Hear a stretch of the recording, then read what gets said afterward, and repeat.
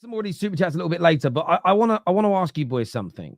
You know, you went on for weeks and weeks and weeks about Ten Hag, the power that he still has, the control he still has. Has anything really changed? Okay. I just want to show you a quote so we can put this one to bed and not mention it ever again. He said after the game the other day, "A lot has been taken away from me in the scouting and recruitment departments. That is necessary. We need a very strong structure in scouting and transfer policy. The club has acquired incredible know-how and knowledge of the market that helps me. Very good signs." He's then gone on to say that modern day managers don't get the control. They don't have to do the scouting and buying. And he alluded to the fact that he's really happy that that's been taken away from him. Can we now all sit there when it comes to Man United and agree that the structure has massively changed? That's why he's linked to Mazraoui, who worked under him for 4 years at Ajax. He's absolutely brilliant. I say irrelevant. How is it irrelevant? Of course, it's irrelevant. Because I mean, where you know Lenny Yoro, right, and you know like Fofana, and Zubamendi and Ivan Toney. These are also players we're looking at. Have they ever played under Ten Hag? No, they have never played. But that's not every player that Ten Hag signs is going to be playing under him. Xerxes. You know Xerxes. But hold on. When did Xerxes play for him? No, but hold on. But if there is half the players or a third of the players are linked to him, that still means he is getting the players that work under him. And by the way, this being taken away from him, it's a good sign for Manchester United. But it still means that he still has the veto. He never said that I don't have a veto. He still has the veto, which is the problem. And also, again, they are still scouting the players that please tell me again, but you are ignoring the point raised 4 weeks running now. I thought after seeing this quote, you'd back down. No one has said the veto doesn't exist, but the players that he gets the veto from the players that the recruitment team now select as your options. He is no longer doing the scouting and putting the list together. He can recommend people, but if they don't meet the threshold of the Dan Ashworths and the Baradas of this world, they're not put on the list for him to pick from and veto. Great. Okay, good. So therefore, can you admit that the structure at Manchester United has changed? We said that. But you didn't. No, you sat here and said, and Husam will back me, Terry, has anything, Habibi, Terry, has anything really changed? Is what you said. He still got the veto. You're still linked with players that worked under him. That's and he irrelevant. Still has the veto. That's irrelevant. They got other people to do the scouting and everything. But I'm still seeing the links with De Ligt, with Mazraoui. Why not another right back? By the way, Mazraoui, I don't like Mazraoui, and I don't think it suits Man United at all. But we're also linked to Frimpong. So when did he play for the manager? He didn't play, but Casemiro didn't play for him, and he signed him. Casemiro didn't play with him. So the vast majority. Hang on a minute, Mo, but you're going down a rabbit hole that we don't need to go down. So the vast majority of our signings before Ineos and the vast majority of our links after Ineos have not played for the manager before.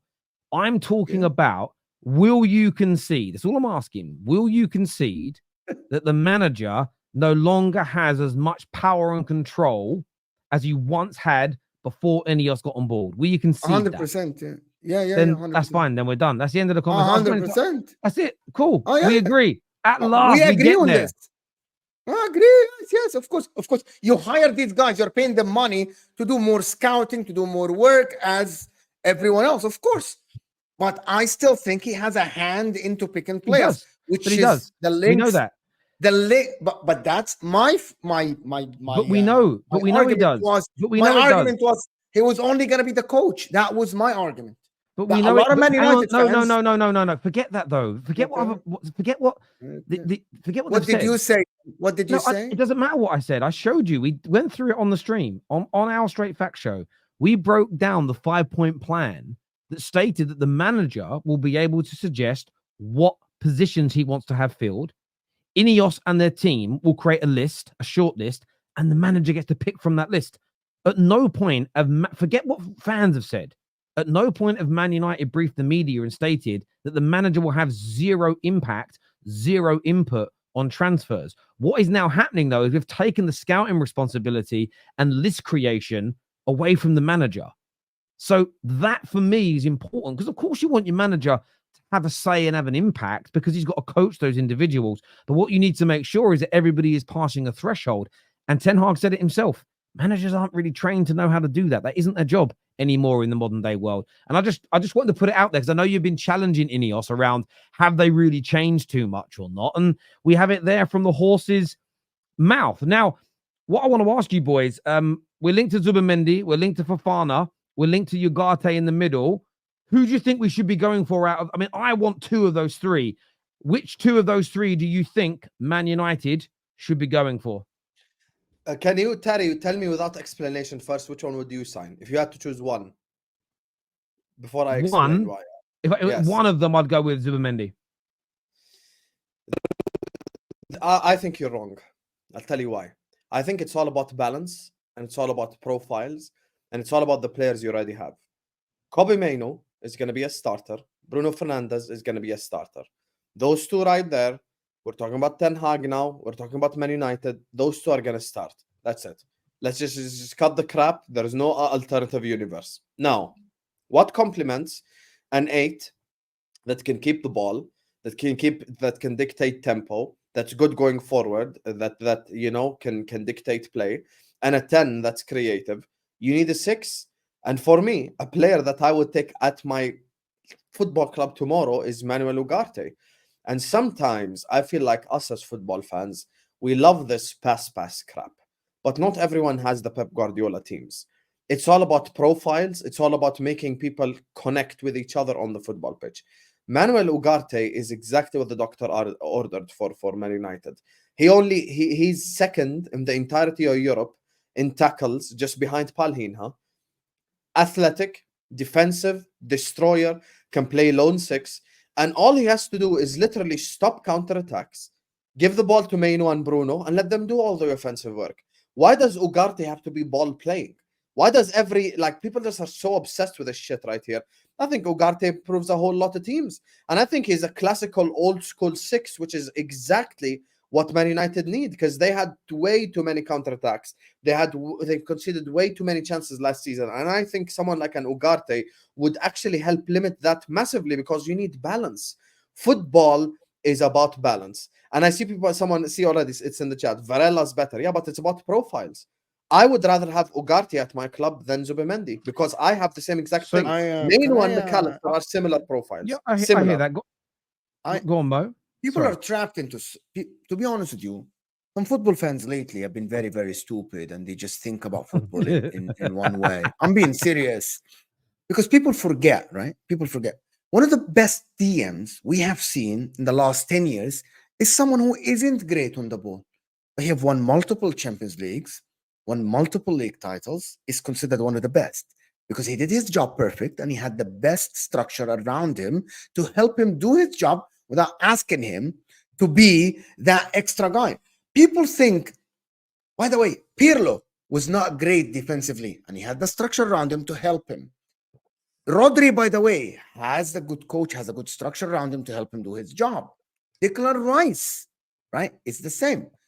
In my opinion, Manuel Ugarte, people are so stubborn about, I want someone who's good on the ball, on the eye.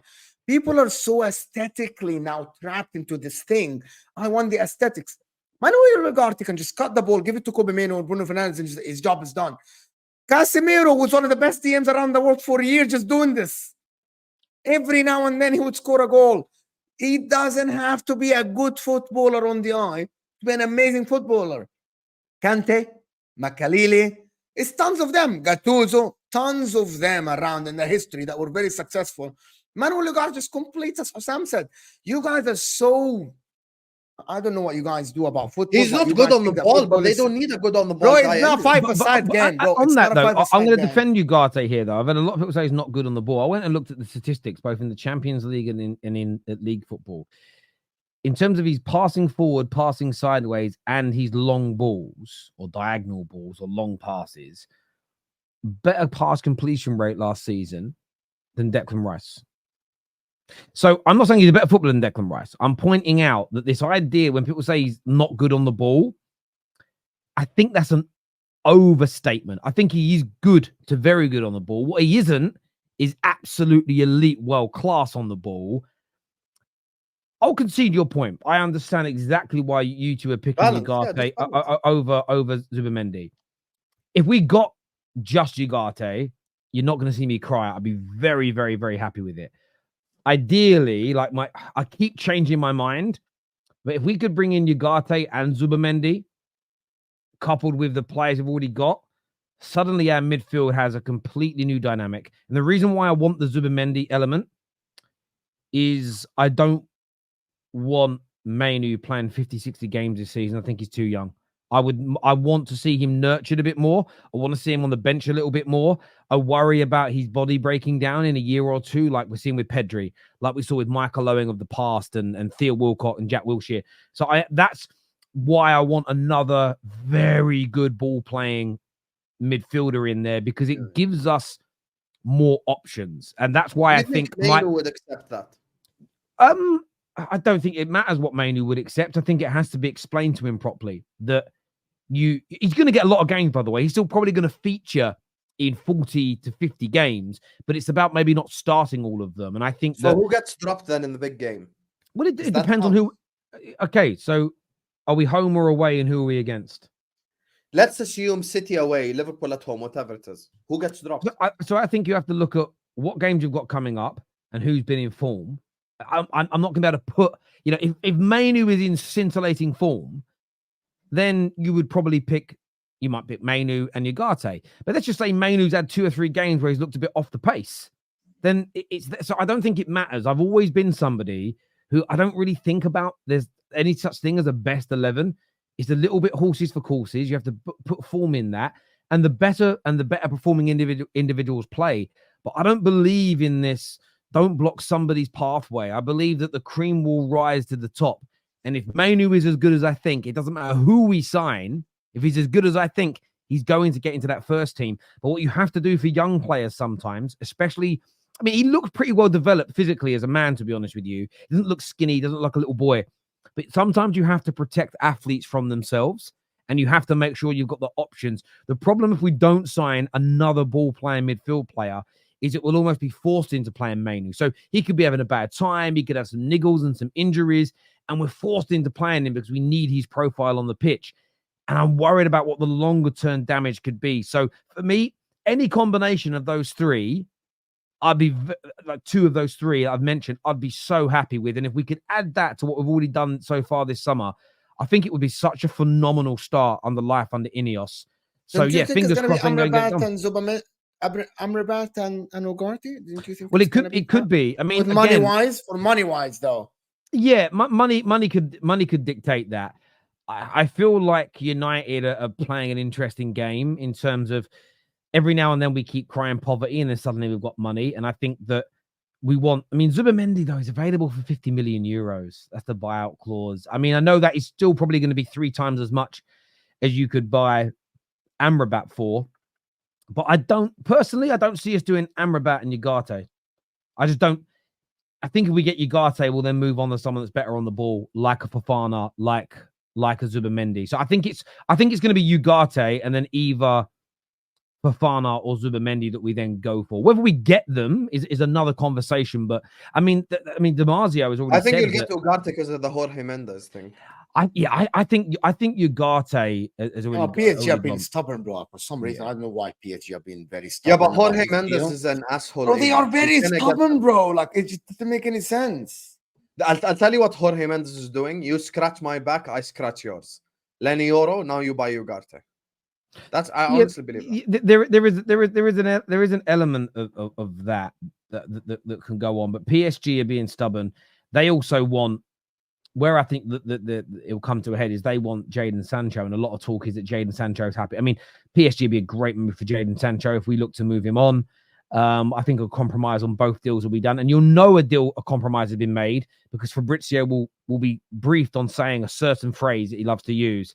These deals are separate, which tells you the deals aren't separate. Like in reality, on paperwork, they're separate. Yeah, but in terms of, and we've all worked in business at a decent level, especially Mo, and we understand that yes, on paper sometimes things are separate, but in in the meeting rooms, they're not bloody separate. We know how it kind of works. We have some super chats here. First one says, in the same interview, he admitted he tried to bring the Lit to United in 2002, but now has nothing to do with him being on the list. So is he lying?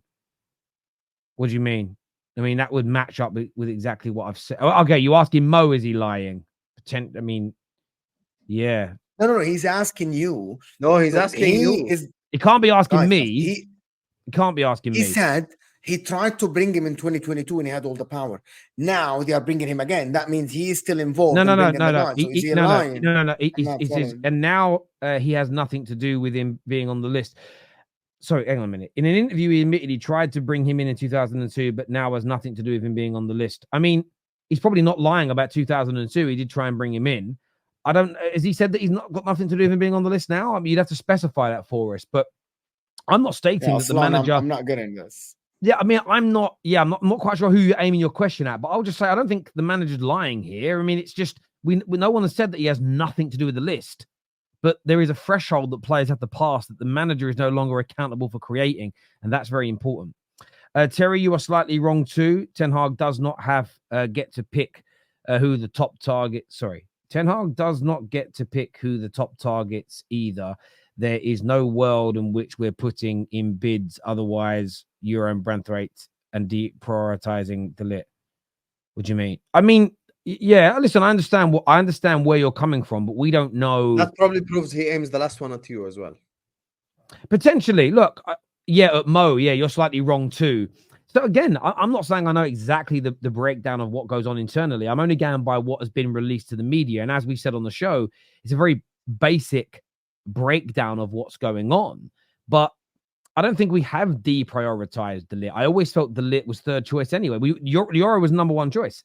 I actually think the reason why we've slowed down the De Ligt situation is we're hoping Branthwaite still becomes available later on down the line.